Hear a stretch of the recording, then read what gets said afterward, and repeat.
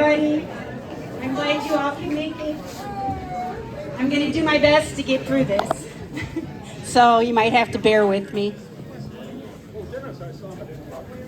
My heart is really full right now.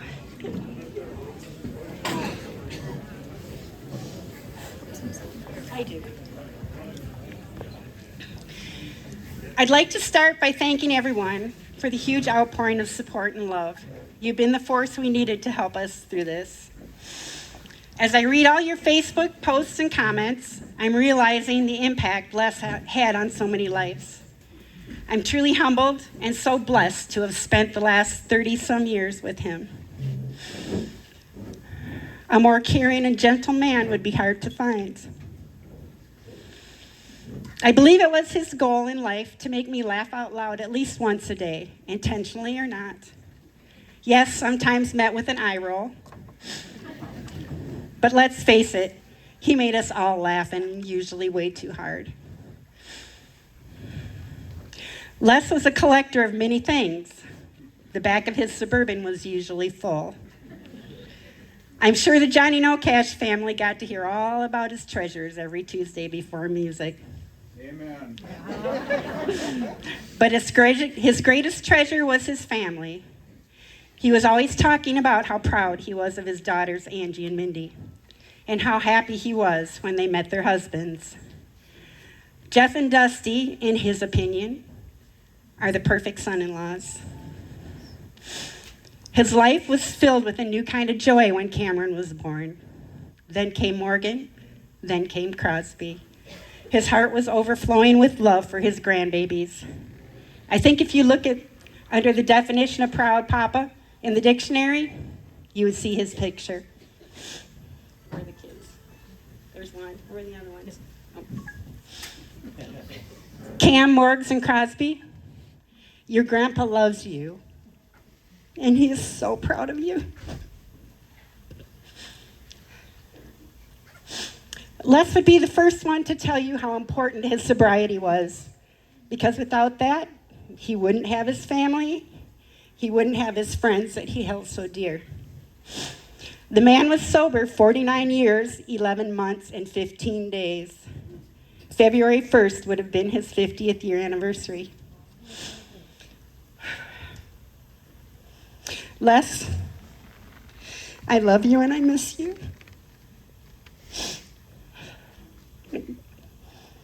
You're my best friend. I always had visions of us growing old together and racing our walkers around the living room.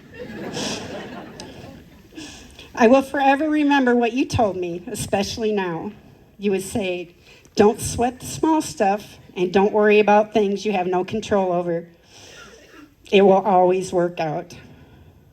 I can't tell you how crazy that phrase made me. He may have been a little bit of a procrastinator. But you know what? It always does work out. My love, we danced around the kitchen. We even danced in the rain. We put many miles on that Harley, just soaking up the sunshine. We sang at the top of our voices to the songs on the radio. I bet you didn't know he knew the words to Save a Horse, Ride a Cowboy. We loved without conditions. I wouldn't be the person I am today if I hadn't met you. I will try my best not to dwell on the things that I can never have again. But instead, I will find comfort and be thankful for the years of memories and love we shared. Not one single day went by where I had to question how important I was. The 10,950 some little love notes you wrote told me so. I wish this kind of love for everyone. Thank you for allowing me to feel it for so long. When something or someone touched Les's heart, he was all in. A lot of us here today have experienced that personally. You will be missed.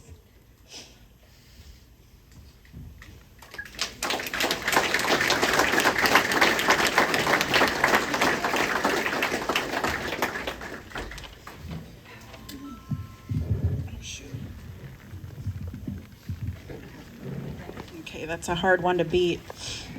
For those that don't know, my name is Mindy, and I'm Les's youngest daughter.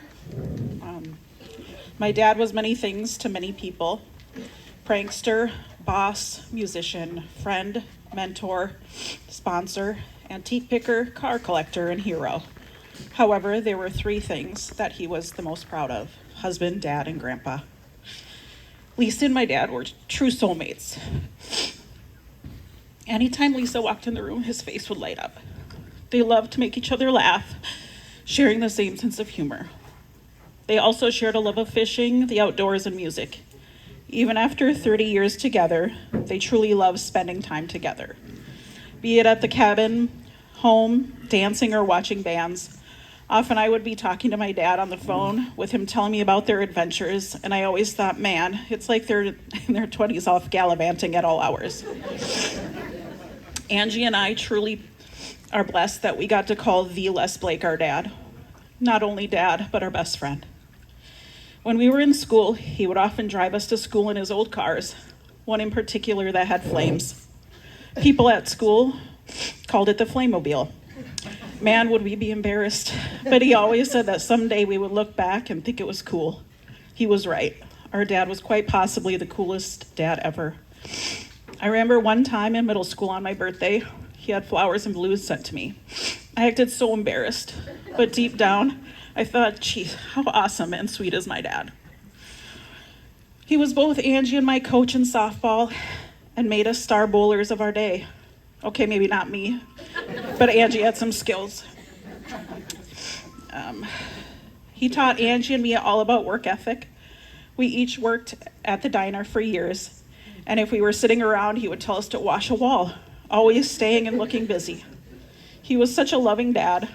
In school, he would write notes in our lunches. Have a good day, nerd. Miss you, dork, were some of my favorites. He would randomly send me jump scare videos and send random texts through the week just to tell us he loved us and to have a good day. He hit the jackpot in the son-in-law department. Angie married a car guy and I married a music guy. Best of both worlds for my dad. He truly was so happy that we married such amazing men. But I like to think that we chose these awesome men because he laid the foundation of how a man should treat us. Although Angie and I are the opposites, we each got some of my dad's best qualities. Angie got his optimism and work ethic, while I got his sense of humor and stunning good looks. I think what he loved the most about getting older is that he now had grandkiddos to spoil rotten. First came Cam. Oh man, was he finally excited to have a boy. First mission as a grandpa, gift his entire baseball card collection. Let's just say Cam was a millionaire before he was one. Cam, Grandpa was so proud of you and the man that you've become. He would talk about you all the time, saying how responsible, respectful, and sweet you are. He was always so excited when you would help him at swap meets and he could get to spend some one-on-one time with you. Then came Morgan. Grandpa's favorite thing was going to see any of Morgan's activities. From piano to basketball and softball, he would just watch in awe of her sportsmanship and skills. Morg's grandpa loved you so much. He loved what a caring young woman you've become, and although sometimes he would come off as not taking any crap, know that you melted his heart with one smile or hug. You were his only granddaughter, and he truly thought the world of you. Then to complete our small little family came Crosby. When I was pregnant, still trying to figure out a name for the little fella, Grandpa said, "You need to name him Stormy." Just imagine it, Stormy Schaefer, up batting for the Minnesota Twins. And although we didn't pick that name, he thought Crosby was just as cool. Grandpa was so excited to meet you. He showed up at the hospital. I was just about ready to push. He waited in the room alone for 2 hours because he wanted to be the first one there. I knew you and Grandpa had a special bond over your love of music. And just know that Grandpa is looking down and so proud of you every day. Dad was our world. He lit up every room when he walked in. He made friends with everyone, obviously. Angie and I went to a trade show in Chicago with him when we were teens, and people on the street were like, "Oh, hey, Les." We were amazed. It goes to show that he made an impact in the world. He made an impact on every single human that he came in contact with. The world will never be the same. Our family's world is crushed, but we promise to live every day to do as he would, making this world a better place with our kindness, compassion, and humor.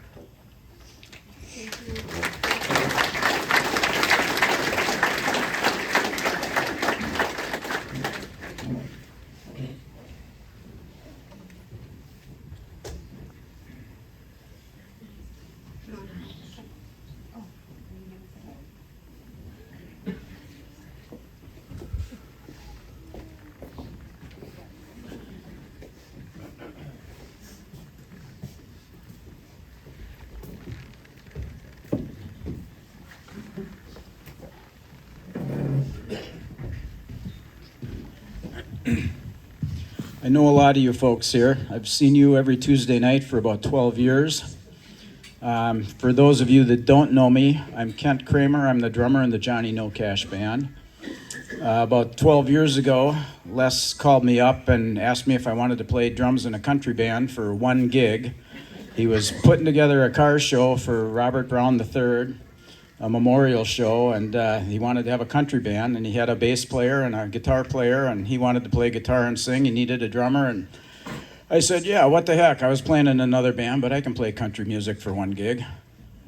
And at the rehearsal that we were doing on this very stage 12 years ago, we got asked to play a biker party at the Cloverleaf, and we played that party, and at that party we got asked to play a wedding, and we played that party, and then we played the car show, and then we were off and running, and I guess we sat down a couple months ago and tried to figure out how many gigs we played together, and I think we came up with about 1,200 gigs in the last 12 years, 600 of which were right here on this very stage, and so many of you have been coming out every Tuesday night, and we really appreciate that.